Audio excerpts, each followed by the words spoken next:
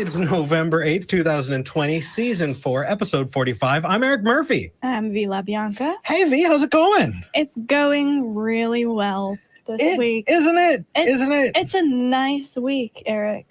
I couldn't imagine why. No, there's just a change in the air. There is.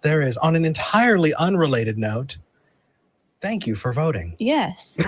You did a good thing by voting. Mm-hmm. Entirely unrelated, though. Absolutely. Yeah, definitely.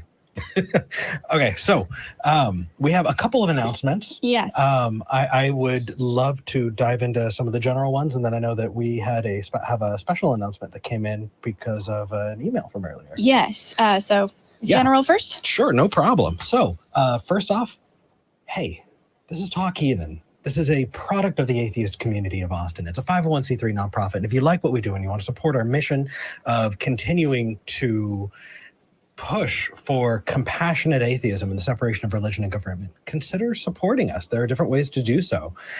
You can, for instance, go to patreon.com/talkheathen to me. And if you are one of our top 5 patrons, well, thank you. 2/3 of the way through the show, I have Patreon up. I refresh it and I do that. You could also become a member in the YouTube live chat, and you can also donate, because this is actually, let's focus on this really quick. If you want to be a member, you can see on the screen exactly how to do that. Here's the thing. We need volunteers. We have plenty who are doing a lot of work, and our volunteers are continuing to put in long hours, but we also want to be able to give people time off. Yeah.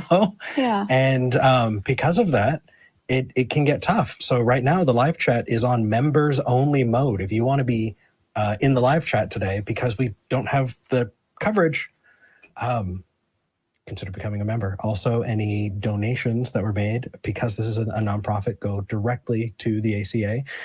YouTube does not take a cut like it normally does with those kinds of things. So donations like that are seriously appreciated. Yeah. Blah. Also, you get to learn some fun new skills. I remember when I first got to the ACA, I did a lot of work behind the camera with the rest of the crew. You did. And we have some really talented people who will walk you through how to do like audio engineering and then video production. It's quite impressive. It's funny when people would come to Austin and say, "Hey, I'm moving to Austin. I want to, be around the ACA." One of the first lines we'd say is, "Good, we're going to put you to work." And that just reminds me now I kind of have to gush just a little bit. We're so proud and excited to hear about Jenna Belk's announcement that she's pregnant, and it's amazing. It's so sweet. The very first time she came to the ACA, she called in just to say, "Hey, I like the shows." And I said, and she said, I'm also in Austin." I said, "Why don't you come down?" She came down, and we were half an hour before, I think it was Secular Sexuality. And we didn't have a call screener. And so within a half hour of walking in the building, we're just like, "Can you sit down and screen calls today?" Oh my goodness. I mean, that's pretty on brand for isn't the it? Yeah. And we've been so grateful to have her ever since. And that's just fantastic. Yeah, Jenna's amazing. She is. Let's see.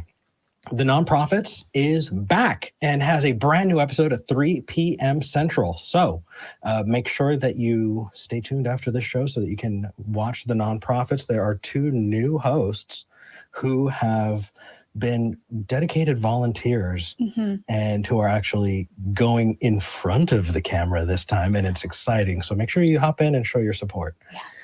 Now, other news.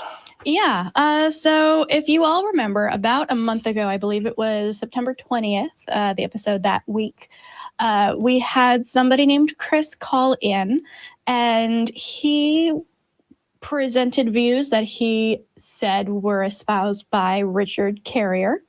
And I'm sure you guys remember that call. What was he saying that Richard Carrier was saying? Essentially, he said that he was in a conversation with Richard, and that Richard had said that the atheist movement is over and we don't need to do any work anymore. Oh, I remember that call. Yeah, we had a little bit of a spirited conversation there.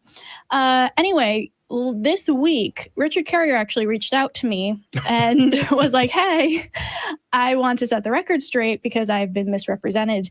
And we want to make sure that when we're on this show, we are course correcting. We are making sure that we're fact checking as much as we can. In the moment, it's kind of hard."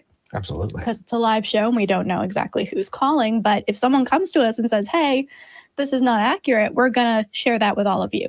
So I told Richard that we'd read his comment on the air just to make sure that he feels like we did everything we can to kind of correct this. Absolutely. So I'm just going to read this off my phone super quick. All right. He says, my views were indeed misrepresented on this call. You were right from the start to ask what they even meant by movement. I had a hard time getting a clear answer from them myself. And you were right to state discomfort with discussing the views of someone not on the call. I appreciate that.